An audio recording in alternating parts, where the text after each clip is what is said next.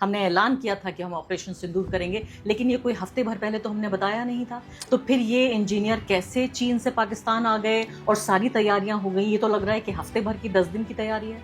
अगली बार जब ये जंग होगी, जब दिक्कत होगी, तो हमें ये मान के चलना है कि ये पाकिस्तानी पायलट अकेले नहीं हैं, उनके साथ चाइना के इंजीनियर्स। एग्जैक्टली प्रवीण साहनी ये कह रहे हैं कि चीन पाकिस्तान के साथ है और इसलिए ऐसा हो गया। फला जो सिक्योरिटी एक्सपर्ट है वो कह रहे हैं। मैंने कभी आधिकारिक स्तर पर इस बात को नहीं सुना।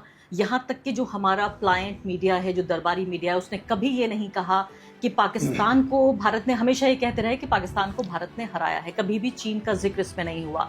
अब ये पहली बात तो मुझे इसकी पॉलिटिक्स समझाइए कि अगर चीन इसको कन्फेस कर रहा है कि हाँ हमने अपने इंजीनियर भेजे, इसके मायने क्या हैं? क्या वो भारत को और उसके जख्मों को रगड़ रहा है? क्या भारत को वो चुनौती दे रहा है कि देखिए मैं इस बात को कन्फेस करता हूं कि आपके सिंदूर ऑपरेशन में जो आपने हमला किया था पाकिस्तान के ऊपर, मैंने पाकिस्तान का साथ दिया? नहीं, चीन बेसिकली हमें ये बताने की कोशिश कर रहा है कि लड़ाई जो है नहीं करो पाकिस्तान के साथ, लड़ाई की साउथ एशिया में जरूरत नहीं है, मैं पाकिस्तान के साथ खड़ा हूं। अब मैं आपसे पूछना चाहती हूँ इजराइल के बारे में और पूरे गल्फ रीजन के बारे में। इजराइल के लिए कहा गया, आप खुद ही कह रहे हैं बात, और ये बाकी ये तो पूरी तरीके से वाज़ेह हो चुकी है कि इजराइल की जंग थी। अमेरिका में भी लोग जानते हैं। नेतन्याहू अपने चुनाव के लिए, अपनी पॉलिटिक्स के लिए इस जंग को लड़े थे। वो चाहते थे कि जितना लंबा खिंच सके अच्छा है, मतलब यानी जितना खोखला किया जा सके ईरान को। उनको पता था ईरान हारेगा नहीं, लेकिन जितना खोखला कर सकें वो उतना अच्छा रहेगा। तो क्या ईरान नंबर 1 खोखला हुआ? 2, इस पूरी जंग में इजराइल को क्या हासिल हुआ? क्या ईरान फिलिस्तीन का बदला ले पाया? ईरान लड़ाई जीत चुका है। अच्छा, जहां तक अमेरिका का ताल्लुक है, अमेरिका में आप सुनिएगा प्रेसिडेंट ट्रम्प, मार्को रूबियो रोज बोलते रहते हैं कि हमने उनको भेजा हुआ है रुक्का और या व्हाटएवर नोट भेजा है, उसका जवाब नहीं आया। गलत वर्ड है, वही वर्ड है, बिल्कुल वही वर्ड है। तो रुक्का भेज दिया, दूल्हा आ नहीं रहा है। हाँ, तो सो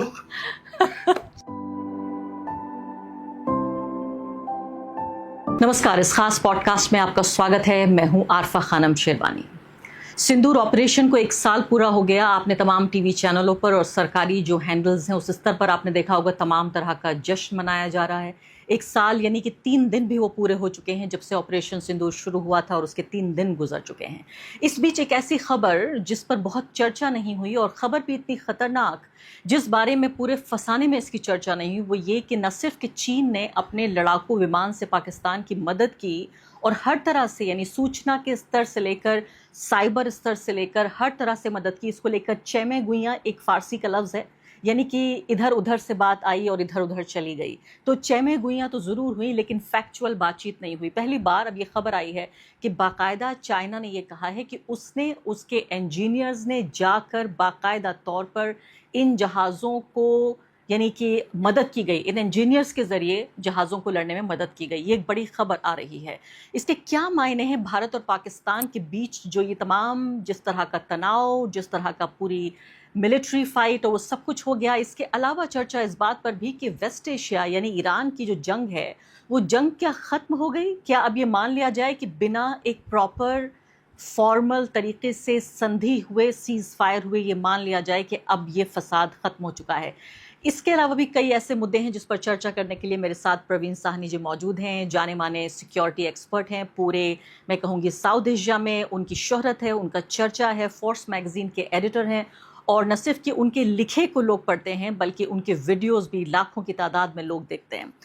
बहुत बहुत शुक्रिया सानी जी, सबसे पहले तो आने के लिए, इस चर्चा में भाग लेने के लिए। ये खबर जो मैं कह रही हूँ कि एक कॉलम में, मैं तो राजनीतिक पॉलिटिकल जर्नलिस्ट हूँ, डिफेंस थोड़ा बहुत समझती हूँ, जितना डिफेंस की पॉलिटिक्स है उतना समझती हूँ, लेकिन मेरी भी आंख से ओझल हो गई ये खबर, क्योंकि इस पर चर्चा ही नहीं हुई कि चीन के जो इंजीनियर्स हैं उन्होंने पाकिस्तान में आकर, और ये J-10 नाम का फाइटर जेट है जिसको उड़ाने में और हम पर हमला करने में मदद की। क्या मैं सही कह रही हूँ? देखिए, ऐसा हुआ था जब ऑपरेशन सिंदूर हुआ, और आप जानती हैं, दर्शक जानते हैं कि ये 6 और 7 मई को सुबह ये जंग शुरू हुई थी और एयर वॉर हुई थी। और उसमें हम ये भी जानते हैं कि पाकिस्तान ने अपने J-10 हवाई जहाज़ उनको इस्तेमाल किया था। अब J-10 जो है वो चाइना का हवाई जहाज है, चेंगडू है जो उनकी एविएशन कंपनी बनाती है। अब ये खबर आई है कि चेंगडू के जो इंजीनियर्स थे, जो रिसर्च करते थे इसके ऊपर J-10 पे, कहने का मतलब है जिनको हर चीज़ J-10 के बारे में पता है, वो लोग फिजिकली वहाँ पर मौजूद थे 6 और 7 की रात को जब ये जंग हो रही थी।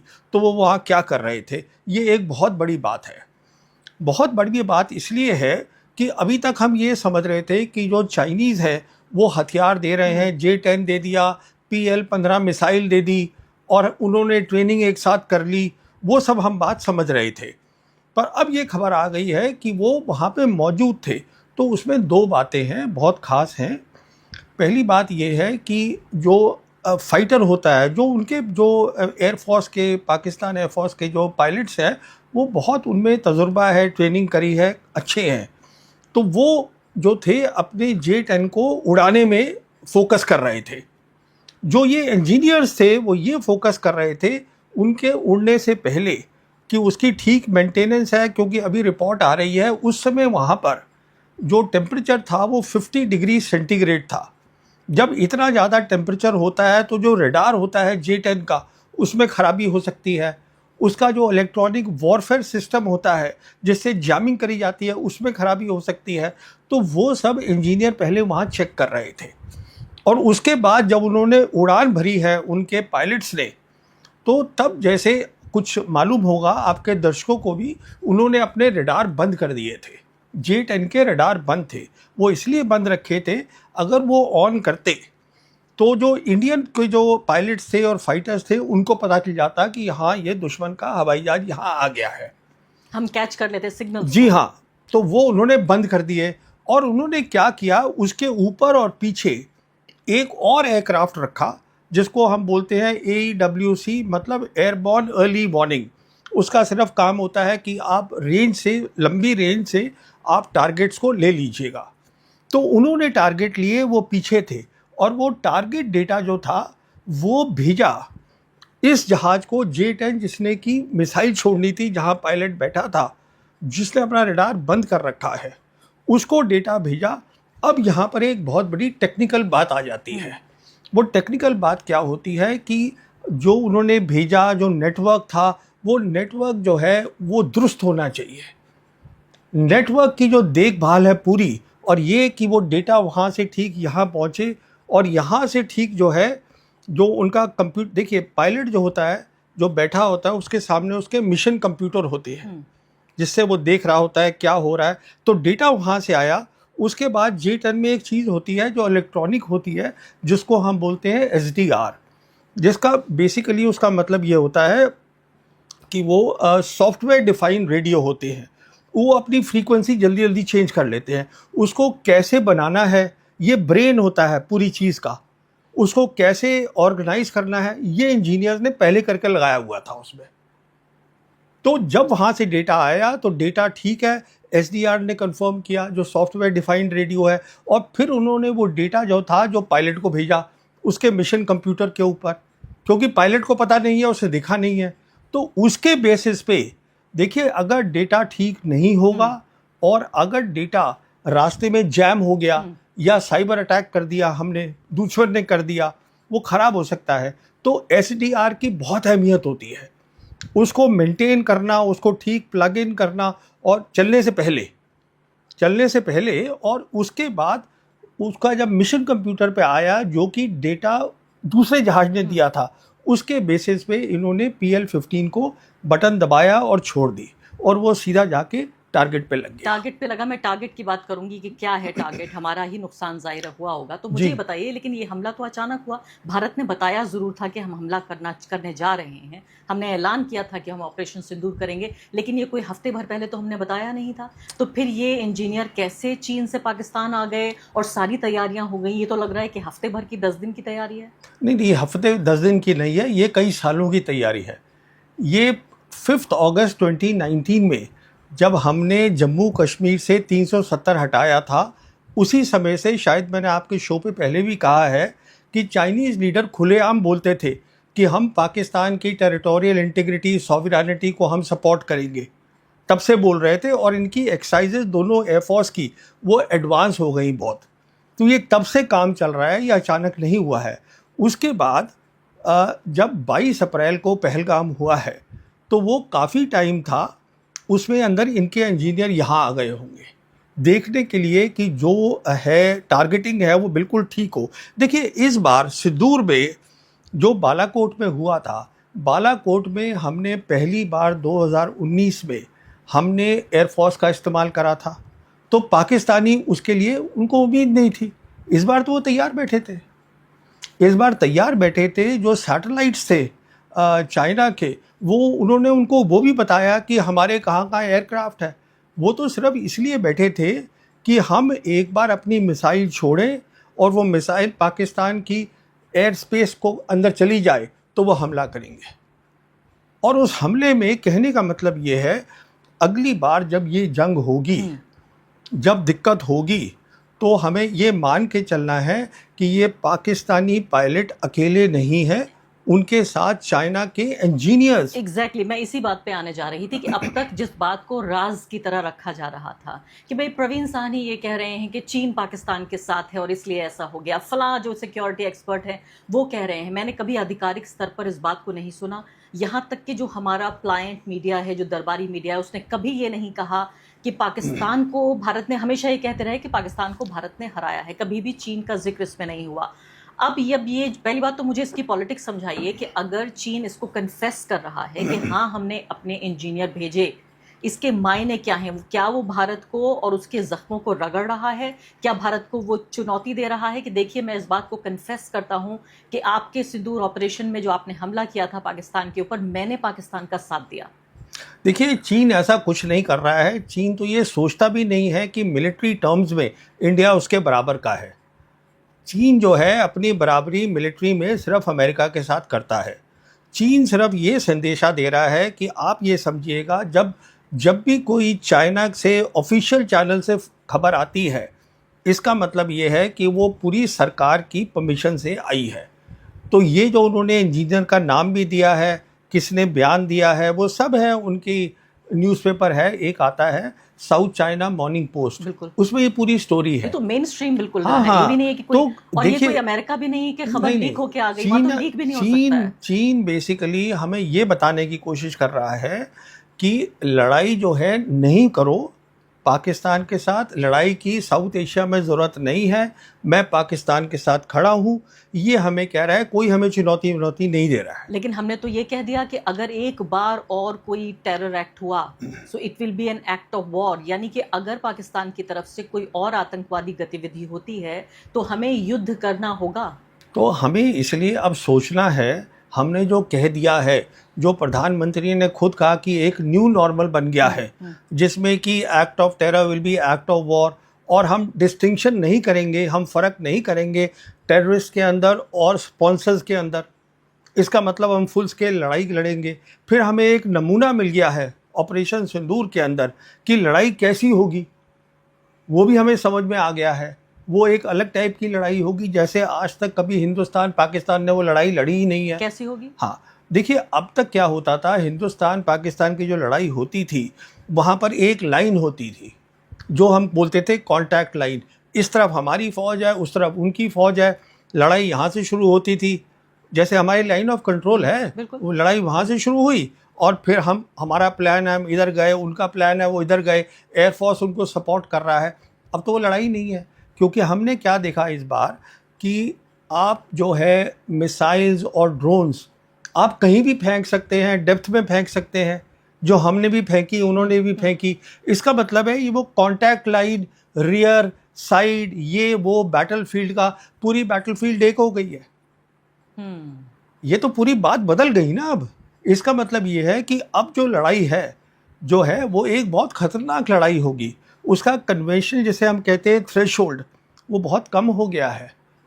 सिर्फ यही बात नहीं है, पाकिस्तान जो है, जो उनकी आप देखिए ज्योग्राफी एकदम सीधी सी है, और वहाँ पे उनकी बहुत सारी न्यूक्लियर फैसिलिटीज़ है, इंफ्रास्ट्रक्चर है। तो यानी आप ये कह रहे हैं क्योंकि भारत ने न सिर्फ के बॉर्डर पे हमला किया बल्कि जो टेररिस्ट ठिकाने जिन्हें हम कहते हैं, हमने देखा बाकायदा लाशें निकल के आई। मसूद अजहर जो हैं उनके पूरे परिवार में बहुत सारे लोगों को मार दिया गया। जहां आतंकवादी कैंप है वहां भारत ने, तो इसको तो आप बड़ी कामयाबी कहेंगे? नहीं, देखिए वो कामयाबी मैं इसलिए, देखिए हमने जो किया वो एक्यूरेटली हमने सही टारगेट किया, हमने, अच्छी बात हाँ। है। पर प्रॉब्लम ये है, हमारा प्रॉब्लम टेररिस्ट से नहीं है। हम टेररिस्ट से 1991 से लड़ रहे हैं। हमें तो स्टेट लड़ रहा है हमसे। अरे भाई, हमें तो पाकिस्तान मिलिट्री से लड़ना है ना, वो हम लड़ नहीं रहे हैं उनके साथ। पाकिस्तान मिलिट्री से हमें ताकत बनानी है कि हम उनके सामने खड़े हो सकें। अगर उनको पता चल जाएगा आपके पास ताकत है लड़ाई लड़ने की उनके सामने, तो वो ये कम कर देंगे काम जो कर रहे हैं। पाकिस्तान तो छिप के लड़ रहा है। पाकिस्तान कहाँ लड़ रहा है भारत से? अगर वो चीन की सपोर्ट से लड़ रहा है या अमेरिका की नहीं सपोर्ट नहीं से नहीं लड़ रहा नहीं है? नहीं नहीं नहीं नहीं, ये देखिए, पाकिस्तान पहले भी हमसे जंग कर चुका है। और हार भी चुका है। नहीं, पाकिस्तान नहीं हारा है। देखिए, ये मैंने कई बार पहले भी बोला है कि जो मिलिट्री लाइन बनी थी, पहली जंग हुई थी कश्मीर की, और उसके बाद मिलिट्री लाइन बनी 1 जनवरी 1949 को, वेस्टर्न सेक्टर में आज भी कायम है। उसको हम लाइन ऑफ कंट्रोल बोलते हैं। यानी नई लाइन बन गई? नहीं, वही लाइन है, थोड़ी उसको इधर उधर करा हमने। अगर हमको ताकत होती उनको पूरा हराने की, तो वो लाइन ही ग्राउंड पे नहीं होती। वो कहाँ कर पाए हम? जहाँ तक सवाल है बांग्लादेश बनाने का, हमने बनाया, पर आप खुद सोचिएगा, ईस्ट पाकिस्तान जो 1000 kilometre as the crow flies across India है, वो सपोर्ट कर ही नहीं सकते थे वेस्ट से ईस्ट को, तो वो तो वैसे ही जाना था। आप ये देखिए ना इस बात को, लड़ाई जो हुई वो तो वेस्ट में हुई, और वेस्ट में हमने थमा के रखा उसको। क्योंकि जो उस समय आर्मी चीफ थे, उन्होंने सीधा ये आदेश दिया था, जो हमारे वेस्टर्न कमांडर थे उस समय, जनरल कैंडेट से, कि आप इसको रोक के रखिए, हमें यहाँ पे काम करना है, और हमने बांग्लादेश बना दिया। मेरा कहने का मतलब ये है, देखिए, अभी तक जो भी हमने फुल स्केल वॉर लड़ी है पाकिस्तान के साथ, तो वो लाइन कायम है। अब चाइना उनके साथ खुल के लड़ रहा है, साथ में खड़ा है। लेकिन ये प्रवीण जी, अगर ईमानदारी से देखें तो ये तो धोखे की जीत हुई। अगर मान भी लें या धोखे की लड़ाई, जीत तो चलिए, जीत हार तो दोनों मुल्क कहेंगे कि हम जीत गए हैं। मैं तो कहती हूँ ये धोखे की लड़ाई हो। अगर पाकिस्तान में हिम्मत है तो सामने आए और खुद लड़े। नहीं, क्यों चीन की मदद से लड़ तो पाकिस्तान ही रहा है ना, उनके पायलट्स चला रहे हैं एयरक्राफ्ट। अब अच्छी बात यह है कि क्या हुआ उनके पर्सपेक्टिव से। नॉर्मली क्या होता है, जैसे हम रफेल ले रहे हैं, हमें तो खैर वो सोर्स कोड ही नहीं दे रहे हैं, वो बात छोड़िए। तो हमारे जैसे रफेल होंगे तो इंजीनियर नहीं आते हमारे पास, फ्रेंच उनके तो आप छोड़िए, वो तो सोर्स कोड ही नहीं दे रहे हमें। क्या तो होता है सोर्स कोड? हाँ, सोर्स कोड का मतलब ये है कि अगर हमें कोई भी तब्दीली छोटी मोटी सॉफ्टवेयर की करनी है, कुछ नई चीज़ लगानी है, कुछ अपने नए हथियार को लगाना है, हमें उनको बुलाना पड़ेगा कि भाई आके कर दो।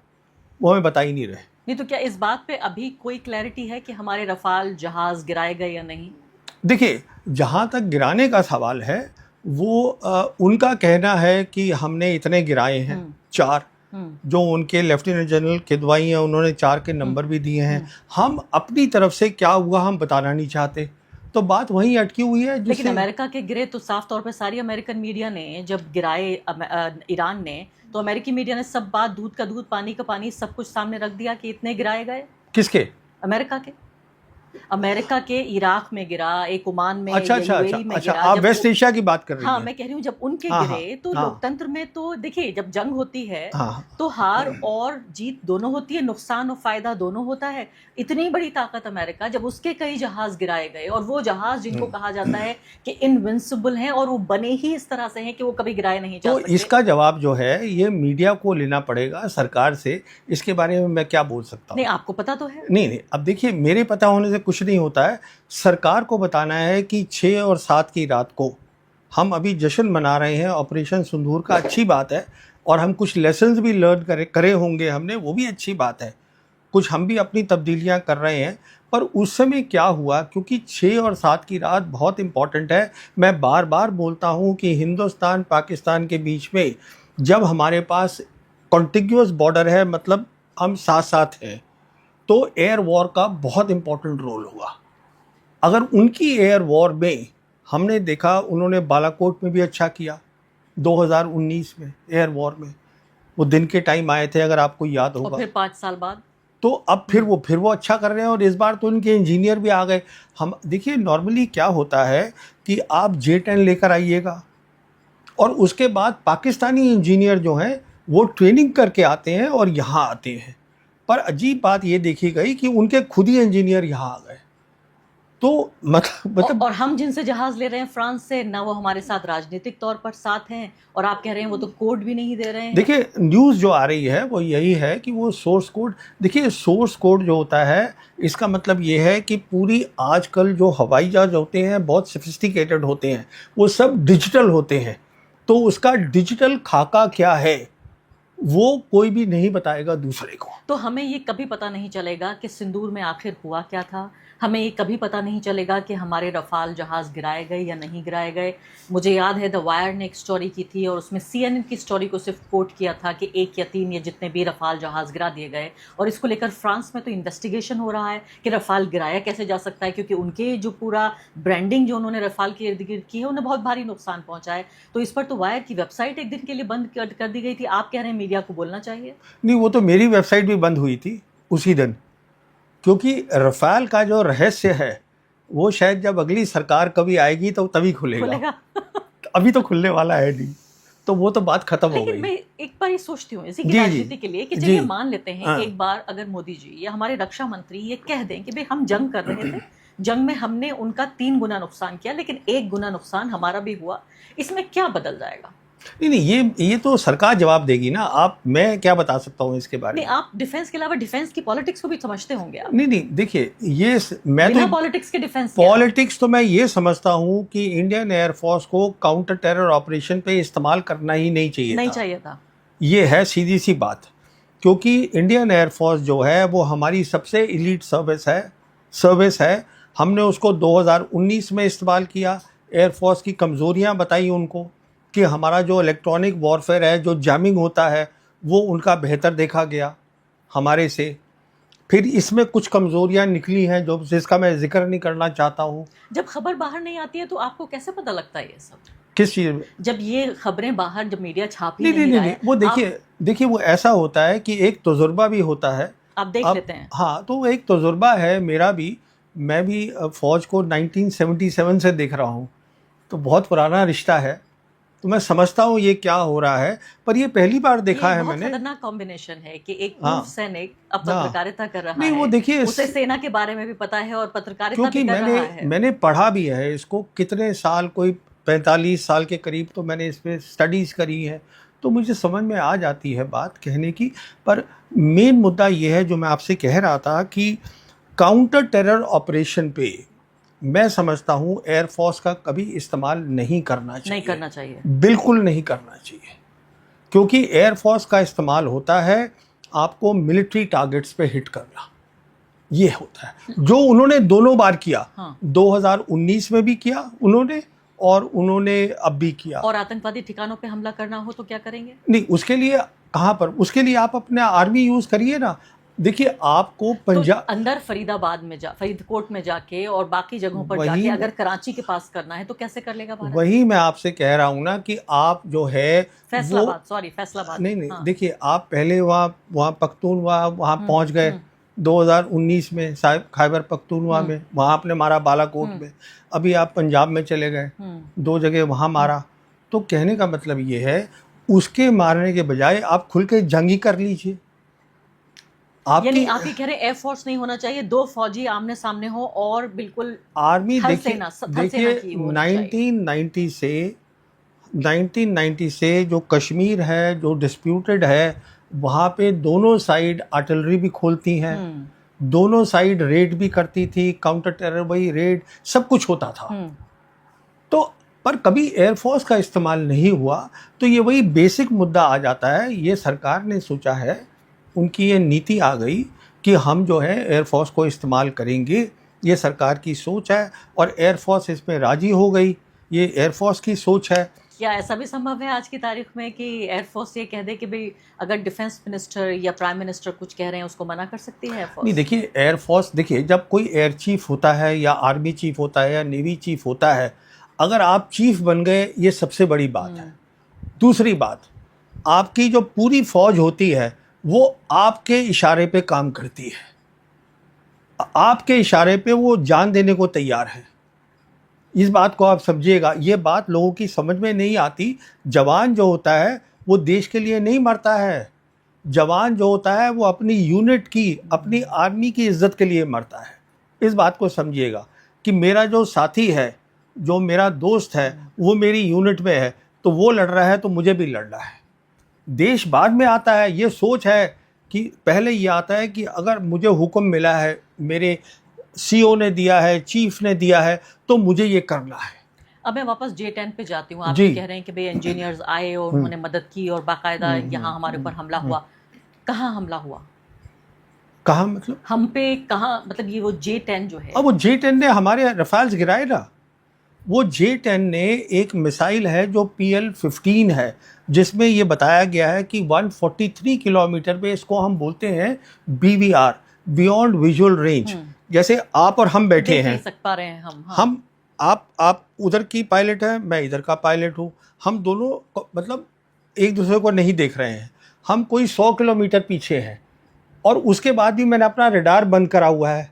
टारगेट मुझे कहीं और से मिल रहा है कि आप यहाँ बैठे हैं, वो टारगेट मैं लेके वहाँ से मिसाइल छोड़ रहा हूँ और वो एक्यूरेट जाके लग रही है। तो अब मैं लब्बे लुबाब आपकी इस पूरी बातचीत का मेरी नज़र में ये है कि अगर हमने ये कह तो दिया हमारे प्रधानमंत्री ने कि अगर अब जो भी आतंकवादी घटना होगी उस पर हम युद्ध करेंगे, वो एक्ट ऑफ वॉर, यानी वो माना जाएगा कि आपने युद्ध का डिक्लेरेशन कर दिया है, वॉर का डिक्लेरेशन। तो एक तो पहली बात ये रही, तो हमें युद्ध करना होगा। लेकिन आप कह रहे हैं कि अगर आतंकवादी कैंप पे हम हमला करना चाहते हैं तो हमें एयरफोर्स को इस्तेमाल नहीं करना चाहिए, हमें आर्मी को इस्तेमाल करना चाहिए। तीसरी महत्वपूर्ण बात आप ये कह रहे हैं कि ये सीधे तौर पर ये बात खुलकर सामने आ गई है, साबित हो चुकी है आधिकारिक रूप से कि सिंदूर में न सिर्फ कि पाकिस्तान हमसे लड़ा, बल्कि पूरी ताकत के साथ, फिजिकल पावर के साथ चाइना प्लस पाकिस्तान से भारत लड़ा और इसलिए भारत को नुकसान हुआ।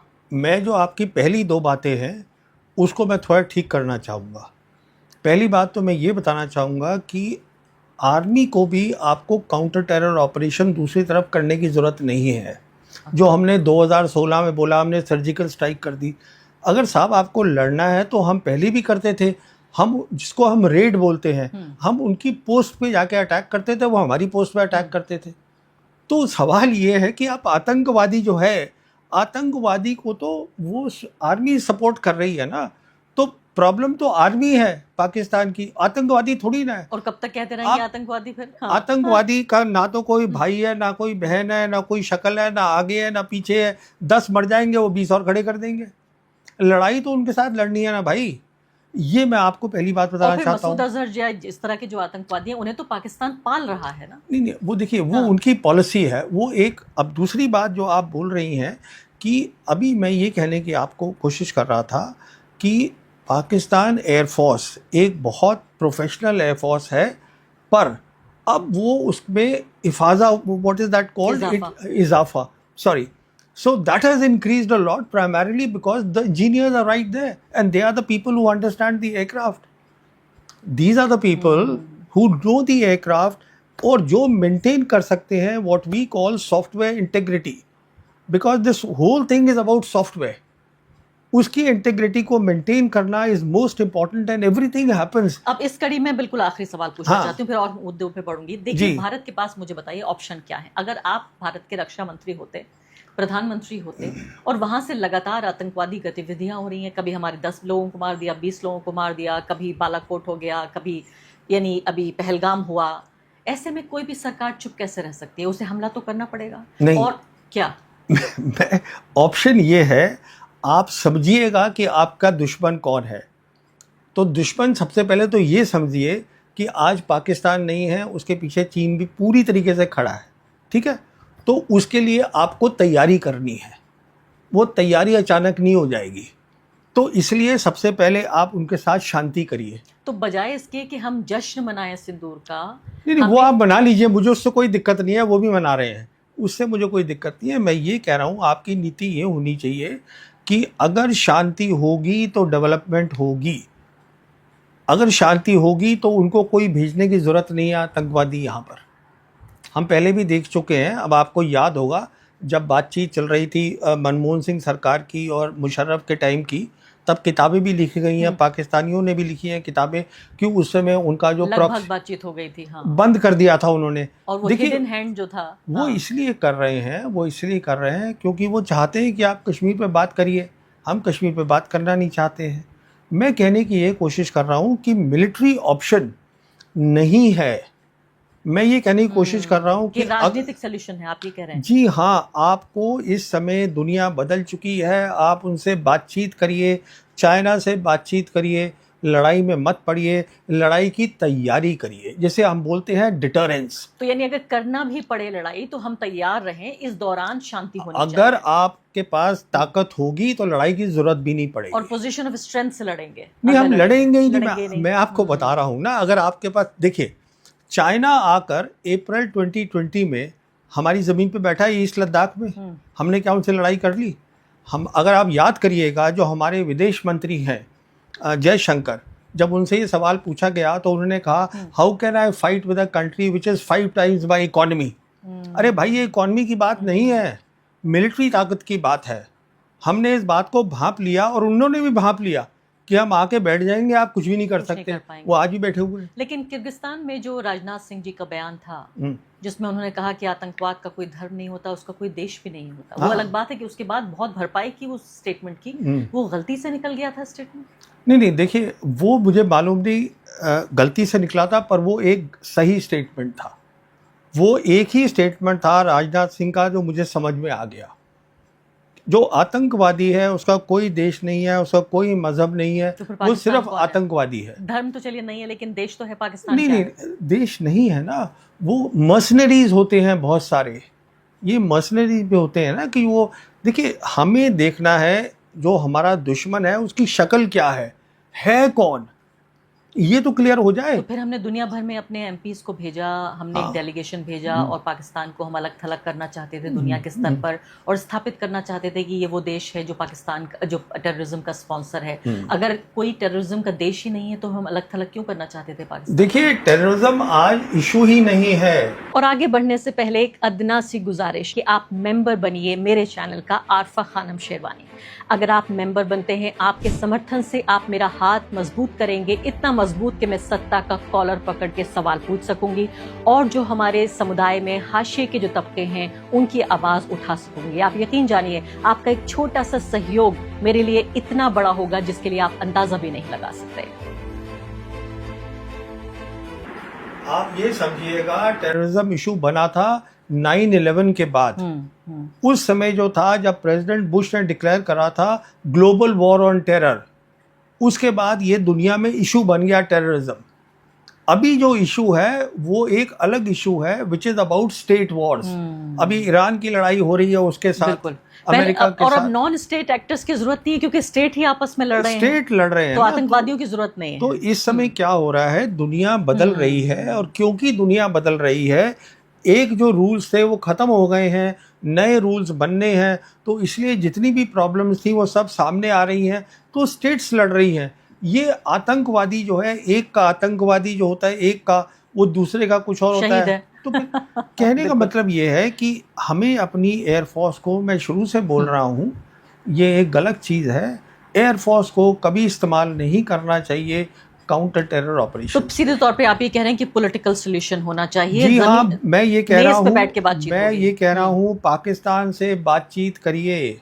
मैं ये कह रहा हूँ, आज दुनिया बदल चुकी है, और जो पहले हम बातचीत करते थे तब एक अलग माहौल था, आज एक ऐसा माहौल है कि चीन भी चाहता है कि तीनों की बातचीत हो, इंडिया चाइना से बात करे, इंडिया पाकिस्तान से बात करे, एक ट्राइलैटरल टाइप की बातचीत हो, शांति हो। जब तक शांति नहीं होगी, डेवलपमेंट नहीं होगी, तो उनके भी कुछ मुद्दे हैं, हमारे भी कुछ मुद्दे हैं, बैठिए बातचीत तो करिए। और हद तो ये है प्रवीण जी, देखिए कि हमने तो फिर से बाजार खोल दिए हैं अपने तमाम चाइना के लिए। जिस इकोनॉमी का जिक्र हो रहा था कि अपनी कीमत पर हमने चाइना के लिए बाजार खोले हैं, और ख़ासकर ऐसे वक्त में जबकि 1 साल सिंदूर का हम मना रहे हैं, जिसमें चीन ने पाकिस्तान की मदद की, हमारे ऊपर हमला किया, हमें कमज़ोर करने की कोशिश की।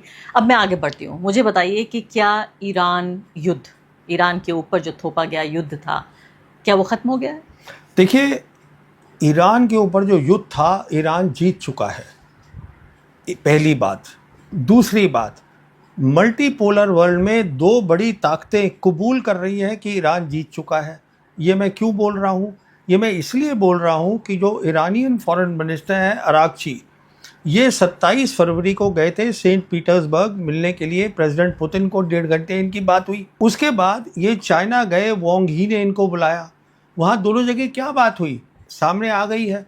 बात ये हुई थी, फॉरेन मिनिस्टर ईरान के बात करने गए थे दोनों मुल्कों के अंदर on the new post war regional framework की लड़ाई के बाद का रीजनल फ्रेमवर्क वेस्ट एशिया में क्या होगा। तो पोस्ट वॉर बात होने लगी ऑलरेडी। जी हाँ, और द वेरी फैक्ट कि वो दोनों जो प्रेसिडेंट थे वो बात कर रहे थे इसके ऊपर, मतलब वांग ही इधर से बात कर रहे थे, उनकी वांग ही से बात हुई चाइनीज फॉरेन मिनिस्टर से, and he met with president Putin for hour and half, Iranian foreign minister.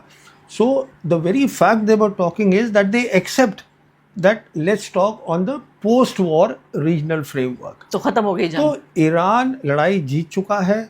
अच्छा, जहाँ तक अमेरिका का ताल्लुक है, अमेरिका में आप सुनिएगा प्रेसिडेंट ट्रम्प, मार्को रूबियो रोज बोलते रहते हैं कि हमने उनको भेजा हुआ है रुक्का और या व्हाटएवर नोट भेजा है, उसका जवाब नहीं आया। रुक्का गलत वर्ड है। बिल्कुल वही वर्ड है, बिल्कुल वही वर्ड है। तो वो भेजा हुआ है। सवाल ये है कि वो जीती हुई पार्टी है, वो कहते हैं हम अपने टाइम पे जवाब देंगे। रुक्का भेज दिया, दूल्हा आ नहीं रहा है। हाँ, तो so that is where we are. तो ये बहुत शानदार आप बात कह रहे हैं और आप आधिकारिक पुष्टि कर रहे हैं। अगर आप कह रहे हैं तो मैं मानना पड़ेगा मुझे कि ये जंग खत्म हो गई है, लेकिन नहीं, जंग खत्म नहीं हुई है। जंग खत्म नहीं हुई है क्योंकि संधि तो भी हुई नहीं। ना। दो बड़ी ताकतों ने ये मान लिया है कि ईरान जीत चुका है। अच्छा, अब क्या है, अमेरिका इतनी जल्दी नहीं जाएगा। कहाँ जाएगा अमेरिका? बिकॉज जो नया रीजनल फ्रेमवर्क है उसके तहत ईरान ये बोल रहा है कि अमेरिका को वेस्ट एशिया छोड़ना है। अब अमेरिका एकदम थोड़ा छोड़ देगा। तो जंग अभी खत्म नहीं हुई है, पर ये एक बहुत बड़ी बात हो गई है कि पोस्ट वॉर का ईरान शुरू हो रहा है चीन के साथ, ईरान, चाइना और रशिया, ये बहुत बड़ी बात हो गई है। अब मेरे पास कई सवाल हैं आपके लिए और ये इन सवालों की अलग अलग ज्योग्राफी है। पहली बात मैं आपसे पूछना चाहती हूँ कि इस पूरी जंग में अमेरिका को क्या मिला और ईरान को क्या मिला? देखिए, जहाँ तक अमेरिका का ताल्लुक है, ये एक ऐसी जंग थी जिसमें प्रेसिडेंट ट्रंप को नहीं आना चाहिए था। अब हमें खबरें आ रही हैं कि प्रेसिडेंट ओबामा के टाइम से नेतन्याहू जो प्राइम मिनिस्टर हैं इजराइल के, वो कोशिश कर रहे थे कि किस तरह अमेरिका को इस लड़ाई में लेकर आ जाए। कामयाब नहीं हो पाए क्योंकि ये अमेरिका की जंग है ही नहीं। देखिए, इजराइल अमेरिका का एक आउटपोस्ट है वेस्ट एशिया में, ये है उनका काम, और ये अमेरिका की जंग नहीं थी, तो उनको कुछ भी नहीं मिला है। इनफैक्ट आज प्रेसिडेंट ट्रंप के पास कोई अच्छा ऑप्शन ही नहीं है। जहाँ तक ईरान का ताल्लुक है, ईरान ये लड़ाई नहीं लड़ना चाहता था, पर क्योंकि ईरान ने ये लड़ाई लड़ रही है, ईरान जीत चुका है इस लड़ाई में। अब ईरान उस पोजीशन पे है, उस कगार पे है कि वो कह सकता है ये स्टेट ऑफ हॉर्मुज़ जो है, इसका नया नाम अब पर्शियन गल्फ स्टेट है। यही मैं पूछना चाह रही थी। और मैं यहाँ पर मैनेजमेंट जो है वो हमारी और ओमान की होगी, और वो ये भी कह रहे हैं कि हम एक कलेक्टिव सिक्योरिटी चाहते हैं। इसका मतलब ये है कि जीसीसी कंट्रीज़ जो हैं वो भी उस सिक्योरिटी में आ जाएं और हिस्सेदारी हो उनकी इस पूरे पर्शियन गल्फ स्टेट। तो ये बात आपने 2 महीने पहले कही थी जब ये जंग सिर्फ छिड़ी ही थी, और आपने कहा था कि स्टेट ऑफ हॉर्मुज़ का कंट्रोल बदल जाएगा। लेकिन बीच में तो डोनाल्ड ट्रंप यहाँ तक कहने लगे कि अयातुल्ला और हम मिलकर स्टेट ऑफ हॉर्मुज़ को मैनेज कर लेंगे। नहीं, देखिए, जहाँ तक प्रेसिडेंट ट्रंप का ताल्लुक है, वो 1 घंटे में जो बात बोलते हैं उसमें मुकर जाते हैं अगले आधे घंटे में। स्ट्रेटेजी क्या है किनकी? उन्हीं की। उनकी कोई स्ट्रेटजी नहीं है उनको। देखिए, आज बहुत it's a very sad thing, America के अंदर फॉरेन पॉलिसी जो है वो प्रेसिडेंट अपने विम से, he just thinks of something in the next 1 hour और वो सोशल मीडिया पे लिख देते हैं, और उसके बाद फिर जो पूरी एडमिनिस्ट्रेशन है उनकी, वो उसको जस्टिफाई करने में लग जाती है। अगर एक ग्रेट पावर होती है वो इस तरीके से फॉरेन पॉलिसी थोड़ा बनती है। मैं अक्सर सोचती हूँ इस बारे में कि आखिर डोनाल्ड ट्रंप क्या चीज़ हैं, वो क्यों ऐसा करते हैं। लेकिन अंग्रेजी में एक शब्द होता है, लोग कहते हैं कि भाई वो दीवाना है, वो तो कोई पागल है, वो ऐसे ही बोलता है, but there is a method in his madness ऐसा नहीं है कि ये दीवानगी और पागलपन यूं ही है, ख्वामखा है। इसके पीछे वजह है, जब वो कहते हैं उसकी भी वजह होती है और उसे विड्रॉ करते हैं उसकी भी वजह होती है। तो ऐसे में मैं आपसे ये पूछना चाह रही हूँ कि जब उन्होंने आधिकारिक रूप से, जब मार्को रूबियो आते हैं और वो ये कहते हैं कि हमने न सिर्फ कि इस जंग को हमने ख़त्म कर दिया, ऑपरेशन फ्यूरी क्या नाम था उसका, एपिक फ्यूरी उसको भी खत्म किया, बल्कि जो उनका ऑपरेशन फ्रीडम था यानी जिसमें हॉर्मुज को आज़ाद कराना था वो भी हमने ख़त्म कर दिया। यानी हमारी तरफ से भैया आप हम हाथ जोड़ रहे हैं, झाड़ रहे हैं, हमने ये जंग ख़त्म कर दी है। ईरान अब अपना आप देख लीजिए, तो ईरान अब हमला नहीं करेगा? नहीं, ईरान की शर्तें हैं तो वो तो नहीं मानी गई हैं। नहीं, ईरान क्यों मानेगा?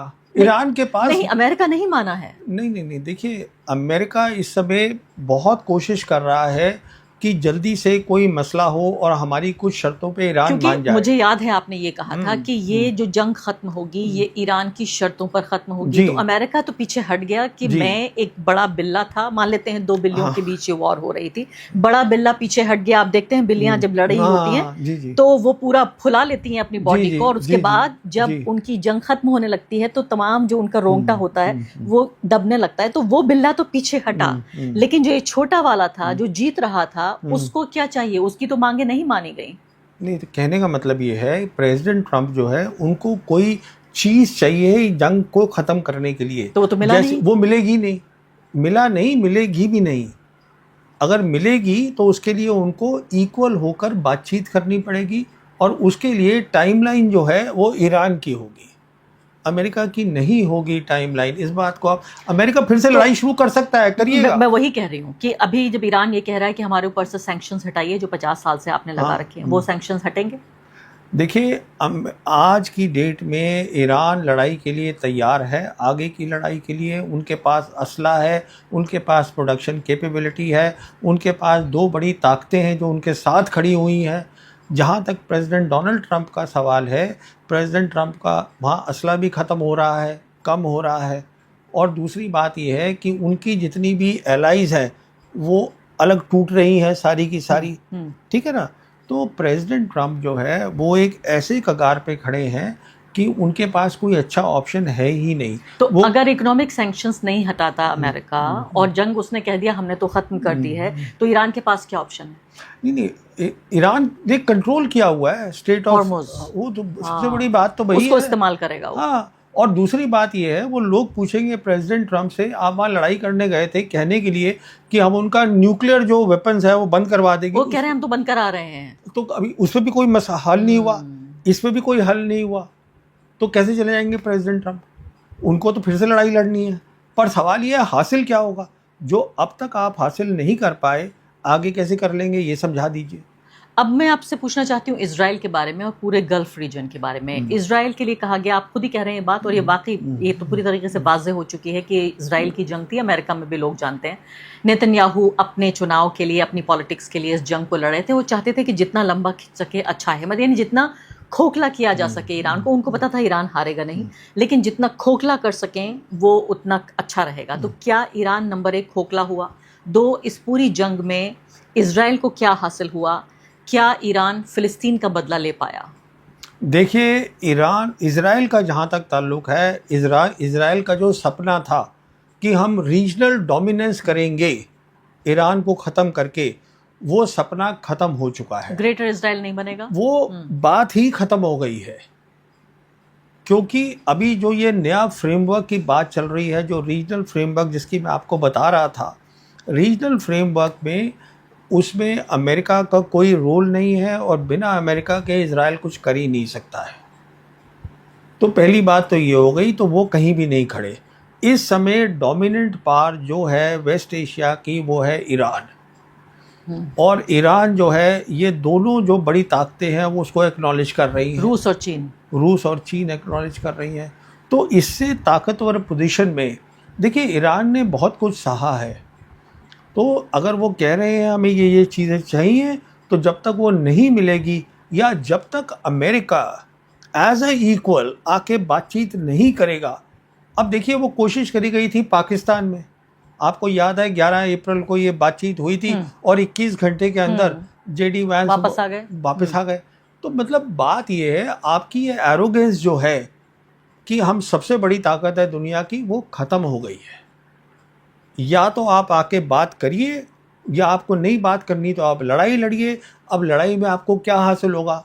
अब वो कह रहे हैं प्रेसिडेंट ट्रंप कि हम इनकी पूरी एनर्जी तबाह कर देंगे, ईरान की। ईरान कहते हैं कि अगर आप हमारा करेंगे तो हम बाकी जो आपके एलाइज हैं वहाँ पर जीसीसी के हम भाग कर देंगे। तो उसमें नुकसान किसका है? ट्रंप का नुकसान है। क्यों नुकसान है? क्योंकि ट्रंप के पास तेल है, पर ट्रंप के पेट्रो डॉलर्स खत्म हो जाएंगे।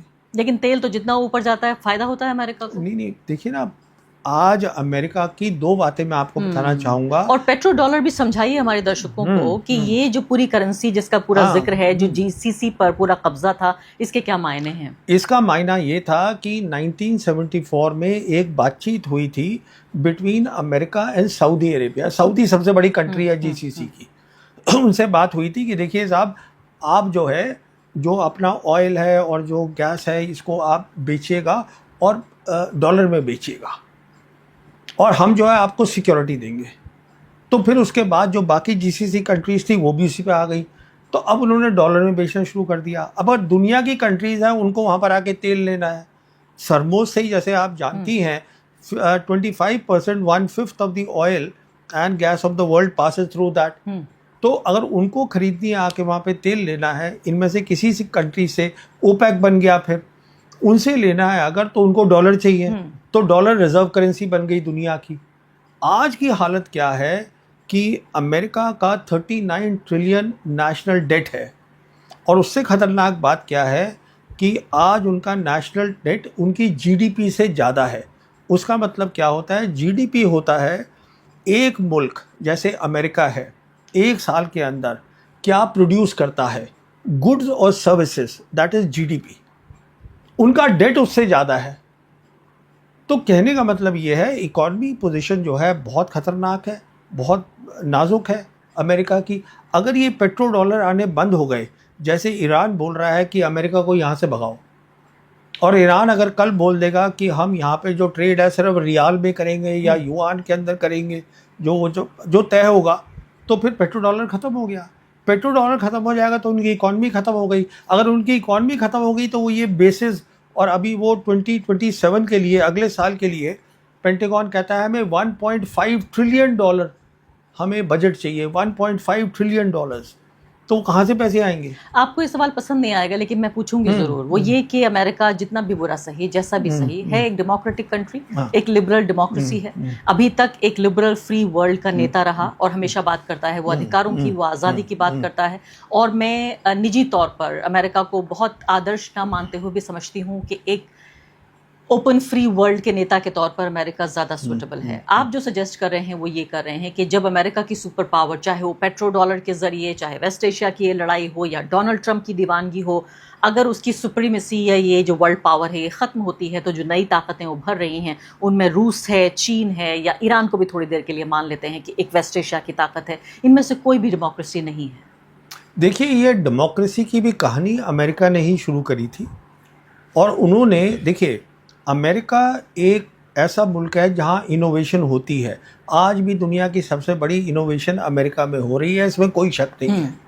पर यह भी असलियत है कि जब दुनिया यूनिपोलर थी, जब 1991 में सोवियत यूनियन ख़त्म हुआ और उसके बाद मैं मानता हूं कि 2013 में मल्टीपोलर वर्ल्ड बन गई, इसमें in the name of democracy जो अमेरिका ने कितना ज़्यादा ये इराक को हटाया, लीबिया को हटाया, अफगानिस्तान में घुस गए, इधर घुस गए in the name of democracy, ये सब किया ना उन्होंने। बिल्कुल किया। तो अगर आप उनको देखें, लेकिन democracy outside of America and democracy inside of America, जैसे मैं आपको उदाहरण देना चाहती हूँ कि भारत में या किसी भी देश में जब ह्यूमन राइट्स को लेकर बात होती है, चाहे झूठे के लिए ही सही, लेकिन एक दबाव तो आता है कि अल्पसंख्यकों पे हमले नहीं होने चाहिए, इसके अलावा मानवाधिकारों की रक्षा होनी चाहिए। क्या आपने कभी ये आवाज़ कभी चीन से सुनी? क्या आपने ये आवाज़ रूस से सुनी? रूस में तो हालत ये है कि पत्रकार वहां पर अगर कोई एक शब्द बोल देता है पुतिन जी के खिलाफ, तो न सिर्फ कि वो जेल जाता है, दुनिया से ही उठ जाता है। चीन में भी वही हालत है। तो मैं सिर्फ ये कहने की कोशिश कर रही हूँ कि क्या दुनिया के उन लोगों के लिए जो लिबरल हैं, डेमोक्रेटिक माइंडेड हैं, ह्यूमन राइट्स की परवाह करते हैं, मिलिट्री को थोड़ा सा किनारे रख के, क्या ये अच्छी खबर है? देखिए, सवाल बहुत सीधा सा है कि क्या एक बड़ी ताकत को दूसरे देशों में जाके दखल देना चाहिए कि नहीं करना चाहिए? नहीं करना चाहिए। अच्छा, तो चीन और रशिया और जो नया वर्ल्ड ऑर्डर बन रहा है, इसमें एक खास बात ये रहेगी कि हम दूसरे देश में जाके दखल नहीं करेंगे, हम दूसरे देश की सिविलाइजेशन की रिस्पेक्ट करेंगे और हम चाहते नहीं कि हमारे देश में कोई दखल करे। आपने जिक्र किया है चीन का, रशिया का, ईरान का, ये तीनों सिविलाइजेशंस हैं, हज़ारों साल की सिविलाइजेशंस हैं। अगर इतने साल वो रह गए और ये उनकी सोच है, देखिए आपकी जो सोच है, जो मेरी भी कुछ पहले देर तक थी, पहले तक सोच थी, this is what is called a colonial mindset कि हम दूसरे में जाके दखल अंदाजी हर जगह करेंगे। देखिए ये हमें, आप चाइना के में जाइए, रशिया में जाइए, उनको कोई दिक्कत नहीं हो तो रही फिर है। तो इन देशों में जो भी होता रहे, हमारे देश में जितना चाहे अल्पसंख्यकों पे हमला हो, जो भी कुछ होता रहे मुसलमानों ईसाइयों के खिलाफ, कोई देश कुछ कहने वाला नहीं होगा। हम कहेंगे हमारा ये आंतरिक मामला है और हम भी खुश रहेंगे और वो भी खुश तो रहेंगे। ये मसले तो हमें खुद हल करने हैं ना। हमें क्यों अमेरिका चाहिए यहाँ पर आके हमें लेक्चर दे ह्यूमन राइट्स के ऊपर? मुझे बात समझ सैद्धांतिक में रूप से आपकी बात से मैं सहमत हूँ, लेकिन फिर भी अफसोस ये है कि इनमें से जो भी नई ताकतें उभर के आ रही हैं, जो नए पोल्स हैं, ये बहुत ओपन डेमोक्रेसीज नहीं हैं। और एक डेमोक्रेटिक माइंडेड पर्सन होने के नाते मुझे लगता है कि ये एक तरह का नुकसान नहीं, है। देखिए डेमोक्रेसी की भी डेफिनेशंस होती है। They are looking for globalisation, they are looking for collaborations, but they don't want that you interfere in their civilisational matters, in their culture, in their traditions. No, these are two entirely different. आखिरी बात मुझे बताइए कि अगले 3 महीने या 6 महीने में ये जो पूरे वेस्ट एशिया की जो तस्वीर उभर रही है, इसको आप किस तरह से देखेंगे? क्या जो 1 करोड़ लोग वेस्ट एशिया में रहते हैं, जीसीसी कंट्रीज जिन्हें हम कहते हैं, रहते हैं, क्या वो ये मान लें कि अब यहाँ शांति आ गई है? देखिए अगले 3 और 6 महीने में क्या होगा ये तय करना है प्रेसिडेंट ट्रंप को। क्या प्रेसिडेंट ट्रंप तैयार हैं ये जो new post war regional framework है ईरान का, उस पे बैठ के एज अ इक्वल क्या बात करने को तैयार हैं? जिसका मैंने आपको बताया banking is from 2 great pass, China और रशिया उसको बैक कर रहे हैं। तो सारी बात यहाँ पर आके रह जाती है। अगर वो तैयार नहीं है तो फिर प्रेसिडेंट ट्रंप दोबारा जंग शुरू कर देंगे। अब क्या करेंगे दोबारा, उनके पास मिलिट्री ऑप्शन क्या है मुझे तो समझ में नहीं आता है, सिर्फ तबाही दिखती है। अगर वो एनर्जी बंद कर देंगे तो फिर एनर्जी सबकी बंद हो जाएगी, इसका मतलब है पूरे दुनिया के अंदर एनर्जी क्राइसिस आ जाएगी। अगर आप उनके ऑयल को टर्मिनल्स को सबको उड़ा दें, बाकी के भी उड़ जाएंगे। जहाँ तक जीसीसी का ताल्लुक है, देखिए जीसीसी में सिर्फ एक ही मुल्क है जहाँ पे परेशानी है और वो है यूएई, क्योंकि यूएई जो है वो पूरा अलाइंड है इजराइल के साथ। यूएई इंडिया के साथ भी अलाइंड है, ठीक है ना, जिसको हम वेस्ट एशिया क्वाड बोलते हैं। तो यहाँ पे दिक्कत सारी आ रही है। जहाँ तक सऊदीज़ का सवाल है, सऊदी समझ गए हैं हमें किस साइड पर होना है, कतारीज़ के भी समझ में आ रहा है, बहरीन के थोड़ा नहीं आ रहा है, वो भी आ जाएगा उनको। बहरीन बहुत छोटी छोटी सी है, बहरीन कुवैत इनकी समझ में आ जाएगा। ओमानी जो है वो ईरानियन के साथ खड़े हुए हैं। तो सारी दिक्कत जो है यूएई को है। और जहाँ तक आगे क्या होगा ये प्रेसिडेंट ट्रंप को तय करना है। क्या मैं बैठ के बात करने को एज अ इक्वल तैयार हूँ? अगर नहीं तैयार हूँ तो उनके ऑप्शंस जो हैं वो सारे गंदे ही ऑप्शंस हैं। He has no positive options. लेकिन तब तक आप कोई ये गारंटी नहीं दे रहे हैं कि peace has return to no, peace has not returned. मैं गारंटी क्या, मैं तो कह रहा हूँ नहीं आई है ये। This is what is called a cold peace. There is no peace कि अभी कोई बमबारी नहीं हो रही है। नहीं, हाँ वो कोल्ड पीस है। वो हालत है। अभी पीस कहाँ है? पीस तो तब आएगी जब उनकी बातचीत होगी। वो कहाँ हो रही है?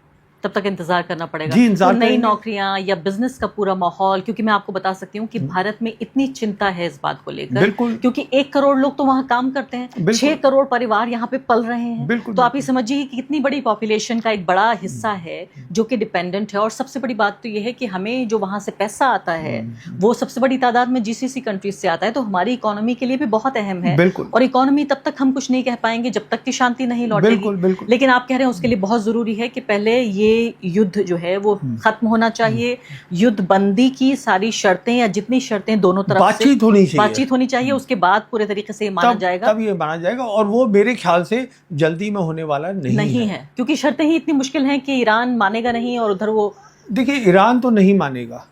ईरान जो है थोड़ा बहुत जैसे न्यूक्लियर पे हो गया, बातचीत चल रही थी कि 20 साल का हम बात आप बंद करिएगा। तो चलिए वो 5 नहीं हुआ, 10-15 में मान जाएंगे। जो इनको अब न्यूक्लियर पे भी डील मिलेगी, जो पहली डील थी वो उससे बेहतर नहीं होगी, क्योंकि आज ईरान जीता हुआ देश है। और वो क्यों मानेगा किसी हाँ, की बात? तो आप इस बात को मान के चलिए, ईरान धमकी या धौंसबाजी अमेरिका की नहीं सहेगा। अब आखिरी बात आपको भारत ले आती हूँ, और अभी फिलहाल मैं वही कहूंगी कि फिर से वो एक छोटी सी खबर की तरह आके चली गई। जो लेफ्टिनेंट जनरल NS राजा सुब्रमणी है, रिटायर्ड, उनको अपॉइंट किया गया है भारत के अगले चीफ ऑफ डिफेंस स्टाफ के तौर पर। और साथ साथ जो वाइस एडमिरल कृष्णा स्वामीनाथन है, उनको भारत के नेवल स्टाफ के चीफ के तौर पर भी नियुक्त किया गया है। इसको लेकर ये माना जा रहा है कि भाई ये भी आर्मी बैकग्राउंड के हैं, हमारे जो CDS हैं, इसमें क्या हर्ज है? नहीं, मुझे कोई हर्ज नहीं है, ये तो सरकार ने तय करना है। मेरी सिर्फ 2 बातें हैं, हर्ज मैं कौन होता हूँ करने वाला। मेरी 2 बातें ये हैं। पहली बात तो ये समझिएगा कि हमें सिंदूर से पता चल गया है कि जो लड़ाई अगली होगी, अगर हो, खुदा ना खास्ता ना हो तो बेहतर है, अगर हुई तो एयरफोर्स का मेन रोल होगा, वो लीड रोल होगा। तो अगर CDS होता है एयरफोर्स का तो वो बेहतर है हमारे लिए। पर दूसरी बात ये है साथ साथ कि ये CDS बनाया क्यों गया मैं वही है? पूछना चाहती थी कि ये तो एक पॉलिटिकल पोस्ट है एक तरह तो से। ये आपने बिल्कुल सही कहा, ये मिलिट्री पोस्ट है ही नहीं, क्योंकि ये इन्होंने जनरल बिपिन रावत को लाना था। जनरल बिपिन रावत को पहला CDS बनाना था, क्योंकि वो आइडियोलॉजिकली इंक्लाइंड हैं सरकार के साथ, क्योंकि वो होना बहुत ज़रूरी है। अगर आइडियोलॉजिकली CDS इंक्लाइंड नहीं होंगे, और आर्मी सबसे बड़ा तबका है, तीनों सर्विसेज में सबसे ज़्यादा मैन पावर तादाद ज़्यादा है। हाँ, yeah that's right, that's the word. So they are the largest of the 3 services. So if they are aligned politically and ideologically with the government, then it becomes easier for the government to say कि हम operation सिंदूर करेंगे, हम counter terror operations करेंगे। तो और फिर देखिएगा, counter terror, ये जो सिंदूर भी हुआ था, इसमें भी आपको मज़ेदार बात बताऊं कि 9-10 तारीख को हमने कहा कि हमने कोऑर्डिनेटेड एक्शन किया था। तीनों सर्विसेज थी, हमने प्लान बनाया, 6-7 को लड़ाई शुरू हुई, 1-1.5 दिन हमने कुछ खास नहीं किया। उसके बाद हम कहते हैं हमने कोऑर्डिनेटेड एक्शन किया, और उसके अंदर CDS ऑपरेशनली मतलब कॉम्बैट के तौर पे मिले हुए थे, जबकि CDS का हमें बताया गया था रोल सिर्फ एडवाइजरी रोल है। पर जो एडवाइजरी रोल का काम था, आपने देखा होगा, वो फ़ोटो भी आई थी कि वो तीनों चीफ बैठे होते हैं और CDS भी बैठे होते हैं। जब प्रधानमंत्री बात करते हैं तो एडवाइजरी कहाँ से थी? सब बैठे हुए थे। कहने का मतलब ये है कि जो CDS पोस्ट है, मेरे हिसाब से इस पोस्ट की अभी ज़रूरत है ही नहीं और थी ही नहीं। अभी आप ये जो देखिए, अनिल चौहान देखिए, नया वाले जो CDS बन रहे हैं, इनको देखिए, ये दोनों एडवाइज़र थे NSA के, तो वो NSA के करीब थे। अब NSA करीब होने का क्या मतलब हुआ? 2 बातें, क्योंकि सरकार ये मानती है कि this is not a era of war, कि हमें लड़ाई नहीं लड़नी है। तो लड़ाई नहीं लड़नी है तो क्या करोगे आप? काउंटर टेरर ऑपरेशन करेंगे। तो वो मैसेज को लेके जाना और सबको बताना और उसको ट्रांसलेट करना मिलिट्री लैंग्वेज में और समझाना, वो CDS का काम है ना, तो वो आर्मी का ही होना था। बिल्कुल, और वही होना था जो कि करीब है डोवल साहब के। बहुत बहुत शुक्रिया आपका प्रवीण साहनी जी इस लंबी बातचीत के लिए। उम्मीद है कि हमारे दर्शकों को तो बहुत कुछ कॉन्सेप्ट्स क्लियर हुए होंगे। उम्मीद हम यही करते हैं इस पूरे पॉडकास्ट के जरिए कि कोई बहुत क्विक कमेंट्री या त्वरित टिप्पणी, जिसे हिंदी में हम कहते हैं, उसके बजाय एक ठीक से बैठकर शांति के साथ बातचीत की जाए। क्योंकि सबसे बड़ी बात यह है कि अगर देश हित में कोई भी बात है, और मैं तो कहती हूँ दर्शकों के अलावा जो सरकार में बैठे हुए लोग हैं, जो हमारा मिलिट्री और सिक्योरिटी जो पूरा स्ट्रक्चर है उसमें बैठे लोग हैं, वो भी इस तरह के एक व्यक्ति को, जो किसी द्वेष से नहीं बल्कि एक हमदर्दी से, भारत के ही प्रति एक हमदर्दी से उन बातों को कह रहा है जो शायद कड़वी बातें हो सकती हैं, पसंद ना आए उन लोगों को जो राजनीति करना चाहते हैं, लेकिन सुननी बहुत ज़रूरी है। बहुत बहुत शुक्रिया।